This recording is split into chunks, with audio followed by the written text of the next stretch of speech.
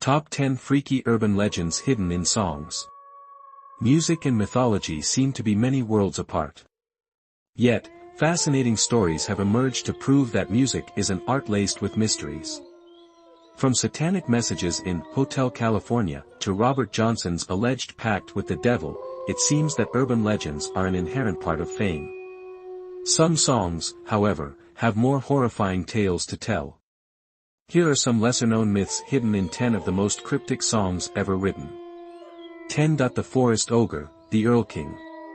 In 1782, young German poet Johann Wolfgang von Goethe wrote a ballad that soon launched a terrifying urban legend. Entitled The Erlking, the musical piece tells the story of a sinister creature who preys on travelers and children. Also known as the King of Alders, this forest monster is said to be a mistranslation of the original Danish elf king. Still, it has remained a haunting reminder of our childhood fears and the dark underworld hiding in the jungles. Legend has it that a man was riding on a horse with his young son one eerie night. As they passed through the dark corners of the forest, the young boy suddenly heard whispers from the unknown. The voice grew louder. But with his father ignoring him, the boy had no other choice. As they finally reached home, the father got the shock of his life. He found his poor son lifeless, with his soul allegedly consumed by the Erlking. The story of the malevolent creature soon found its way into different communities and folk legends. In Dartmoor, for instance, a demon huntsman named Dewar is known to kill innocent children, hide them in sacks, and deliver the corpses straight to their parents. Another Erlking-inspired child killer is Ireland's Tuatha de Danann, an evil creature known for leaving changelings in cradles to replace the poor infant victims. 9. Devil's Dance, Asurre, the Ketchup Song. In 2002, Spanish girl trio Los Ketchup conquered the international music scene with an unexpected hit. The song Asurre, the Ketchup Song, accompanied by awkward dance steps, became one of the best-selling singles of all time. But not long after it became an overnight sensation, rumors of blackmasking and satanic references began to emerge. It all started when an email message allegedly from a newspaper in Chihuahua, Mexico exposed hidden messages behind the song's lyrics. The controversy focused on two major areas, the title and the song's lead character named Diego. If broken down and translated into English, Asurre also means, a being of heresy. On the other hand, the alternative title, Ketchup, can be divided into two parts, up, meaning heaven, and chet, loosely translated as dung or sht. When combined, the resulting word can mean heaven is sht or a direct attack on the sky. Black masking also applies to the rest of the lyrics allegedly to conceal clues which describe Diego as Satan's messenger. The singers denied the rumors and repeatedly said that the song was based on the 1979 rap hit, Rapper's Delight, by Sugar Hill Gang. Turns out, Asurre is an example of mondegreen, in which a foreign song is reinvented due to a linguistic difference. However, some international groups didn't buy these explanations. In Dominican Republic, Mango TV banned all Asurre video clips. Iglesia Ni Cristo, Inc., an influential Christian sect in the Philippines, followed suit by preventing all its members from listening to the controversial song. 8. Texas Serial Killer, Possum Kingdom. Possum Kingdom Lake is a man-made body of water near the Dallas-Fort Worth area. It had remained an uneventful fishing spot until alternative rock band Toadies put a bizarre twist on its name. In the mid-1990s, the band hit it big with their single, Possum Kingdom, inspired by a string of creepy events linked to the lake. Lead vocalist Vaden Todd Lewis, the son of a preacher, wrote the song in a way that opens it up to various interpretations. One theory suggests that Possum Kingdom recounts the story of a serial killer who lured young girls into his boathouse. Legend has it that he would rape and murder his victims inside the boathouse which supposedly still exists within the lake.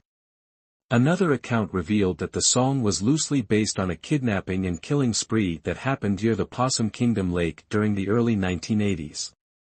Local authorities allegedly hid all evidence of the past crimes to avoid turning off the tourists who frequented the lake. In 1995, RIP magazine interviewed the band to further explore the urban legends surrounding their song. Although the story was a mishmash of true events and folk legends, Lewis admitted that the lake holds a certain enigma. He also shared the true story of a local stalker who had a strange habit of peeping into windows and breaking into people's houses. The lake is also home to a popular spot aptly named Hell's Gate, where some tourists either went missing or died from drowning. 7. Esther's Last Scream, Love Roller Coaster. The Ohio Players' 1975 album, Honey, gained notoriety for two reasons: its provocative cover art and a creepy story hidden underneath. Legend has it that a woman was viciously murdered while the group was recording the album. As the story goes, the victim's hair-raising scream can be heard between the first and second verses of the song, Love Roller Coaster. Several versions of the urban legend came out afterward. One story revealed that the scream actually came from the album's cover model, Esther Cordette. Rumor has it that she was required to wear an acrylic substance that looked like real honey during the photo shoot. However, some of the staff removed the paint rather hastily, tearing off Esther's skin. She screamed and eventually died from the agonizing pain caused by the injury. Other stories, however, claimed that Esther was raped and murdered while the group was busy recording the album. There were also other sources suggesting that the victim was a cleaning woman stabbed to death by a stranger outside the recording studio. But members of the band denied the rumors once and for all. Turns out, keyboardist Billy Beck just wanted the listeners to relive the thrilling experience of a roller coaster ride. So he belted out a diva-like scream. Yes, it came from a dude, hitting the high notes the way Minnie Riperton did. 6. The Blood Libel, Sir Hugh, a.k.a., the Jew's Daughter, Child Ballad No. 155. Sir Hugh, a.k.a., the Jew's Daughter, is a traditional British folk song dating back to a legend from the 12th century. It is a fine example of a ballad in which the lyrics tell a story of the song's origin. But in this case, the background story falls between disturbing and macabre. The song originated from a dark blood ritual considered to be a common practice among ancient Jews. To celebrate the Easter holiday, they allegedly murdered Christian infants and mixed the blood with unleavened bread, aka matzo. This bloody murder was also mentioned in an English variation of the song where a child named Hugh of Lincoln was purportedly killed by Jews in 1255. Later, Sir Hugh, aka, the Jew's Daughter, began to 5. Ode to the Black Plague, Ring Around the Rosie. Most people remember Ring Around the Rosie as a simple playground nursery rhyme. But according to legends, this song contains direct references to one of humanity's darkest periods. Its origin dates to 1347 to 1350, when an estimated 25 million people died from bubonic plague. Critics disagree, indicating that it was only in 1881 that Ring Around the Rosie first appeared in print. Still, the words from the song are strikingly relevant if put in the context of the Black Plague. The Ring Around the Rosie refers to one of the first signs of the bubonic plague, a reddish ring surrounding a rosy bump in the skin. At that time, people believed that the epidemic was airborne and that putting posies, flowers, incense, or scented oils into someone's pocket would help neutralize the foul air. The third line, ashes, ashes, is said to be an imitation of the sneezing sound. Again, this is strangely accurate as sneezing and coughing are two of the fatal final symptoms of bubonic plague. The final statement obviously refers to the massive death toll caused by the epidemic. So, is it really an ode to the Black Plague? Turns out, there are a gazillion versions of the song existing today. Some of them, including William Wells Newell's 1883 version, even lack the last two phrases linking to the Black Plague. Whether or not the creepy version of the song predates the rest is still unknown. For the Kleenex Curse, It's a Fine Day. Released in 1983, It's a Fine Day is a classic song written by Edward Barton in collaboration with his then-girlfriend Jane Lancaster. It's basically a feel-good song popularized by a Kleenex commercial that aired in Japan in the mid-1980s. Looking back, the ad was something you wouldn't expect from a company selling tissues. It featured a red baby demon sitting alongside a beautiful actress, later identified as Keiko Matsuzaka. They played the English, and probably the creepiest, version of "It's a Fine Day" in the background, something that only some Japanese audience members could understand. Soon enough, a very dark urban legend was born. Rumor has it that local TV stations received multiple complaints from people who found the commercial too disturbing. Some even claimed that "It's a Fine Day" originated from a German folk song and possessed a demonic curse. Other stories are even more unforgiving. Supposedly, by nighttime, the voice in the commercial would suddenly change into a raspy version of an older woman and bring bad luck to anyone who heard it. The people directly involved in the commercial were not spared, either. After the initial airing, all the staff and actors purportedly met unfortunate fates one by one. For instance, the actor who portrayed the baby ogre died from a sudden organ failure. Depending on the version of the story, Keiko Matsuzaka either ended up in a mental institution or hanged herself. Other stories claim that Matsuzaka is still alive today but gave birth to a strange, demonic infant. 3. Hungarian suicide song, Gloomy Sunday. We're all familiar with depressing songs driving some people crazy. The premise is the same for Gloomy Sunday, except that it is deadlier than all other melancholy songs combined. Its original Hungarian version, Samara Vezernap, was written by composer Retso Seres and lyricist Laszlo Javor. The song tells the story of a depressed woman who is thinking of ending her life after the loss of her lover. Upon release, the song was moderately successful. It wasn't until 1936 that it gained sudden notoriety. The Budapest Police Department reported at least 18 suicides directly linked to Gloomy Sunday. One of the fatalities was shoemaker Joseph Keller. According to reports, his suicide note included the lyrics of the song. Other victims listened to the song either from a recording or a gypsy band before taking their own lives. Although no known suicide related to Gloomy Sunday has been recorded in the U.S., as many as 200 cases worldwide were linked to the song's disturbing contents. Most of the victims were young jazz fans who allegedly went into deep depression after listening to Billie Holiday's 1941 rendition. Another story tells of how Javor's breakup with his girlfriend inspired him to write the song.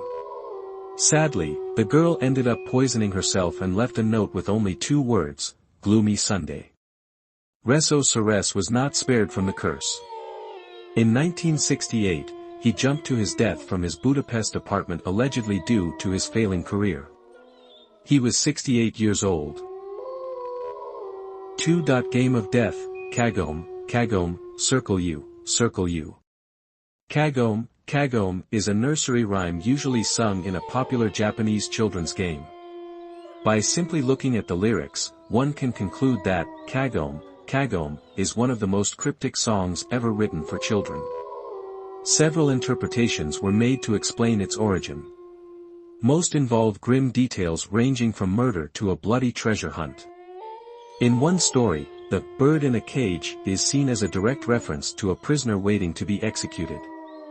The evening of the dawn has been interpreted as the Dawn Patrol, a person assigned to escort convicted prisoners on their final walk. Another version claims that Kagome is derived from Kagome, pregnant woman. Legend has it that during the time the song was written, an unborn child, i.e., the bird in a cage, was seen as a threat to in-laws greedy for an inheritance. So they either pushed the mother down the stairs or used other methods to forcibly abort the baby. One of the most compelling interpretations, however, reveals that Kagome, Kagome holds the clues to finding a lost Tokugawa treasure. In February 1867, Prince Mutsuhito replaced the Tokugawa clan to become the new emperor of Japan. However, for the new empire to rebuild, it had to depend on the gold reserves stored in the government's vault. Too late, they discovered that all the treasure was gone. Aguri Tadamasa, a former finance governor of the Tokugawa clan, purportedly buried the treasure. Unfortunately, he was beheaded during the fall of Edo, taking all the secrets to his grave. Kagome, Kagome, suggests that the treasure might be buried somewhere in Nikko Toshogu Shrine. Despite excavation attempts, no link to the Tokugawa treasure has been found yet. 1. The Michigan Dogman, the legend. As part of a 1987 April Fool's Day celebration, DJ Steve Cook of WTCM-FM radio wrote a song called The Legend. As the goal was to intrigue his listeners, he wrote the lyrics by fabricating a story of a half-man, half-dog monster roaming the Michigan forests. He even added fascinating details such as the 7-year interval between reported dogman sightings. Written in a traditional Native American style, the ballad hit the airwaves just in time for the holiday. However, Cook later found out that the joke was really on him. After playing the song, the WTCM-FM radio station received an overwhelming number of phone calls. The majority of the callers shared their own chilling tales of encountering a real dogman. Although most eyewitnesses didn't know what to call it at first, the bizarre creature they had once encountered shared the same description as that of Cook's fictional dogman. Such was the case with Robert Fortney, a resident of Cadillac, Michigan, whose first and last dogman encounter dated back to the late 1930s. Fortney described the humanoid creature as a huge, black canid with slanted, evil eyes and the hint of a grin. Another notable encounter happened in Big Rapids, Michigan, during summer 1961. One night, a man was sitting on a porch across from the manufacturing plant where he worked as a night watchman. At exactly 3 a.m., he saw the frightening figure of a tall, brown-haired creature walking toward the driveway. It alternated between walking on its 4 legs and standing up on 2. A photography buff, the man instinctively took his Kodak Signet 35mm camera and captured a few shots of the mysterious creature. At that point, the dogman rushed toward the woods, leaving no trail behind. To this day, the photo remains the strongest evidence yet that could prove the dogman's existence.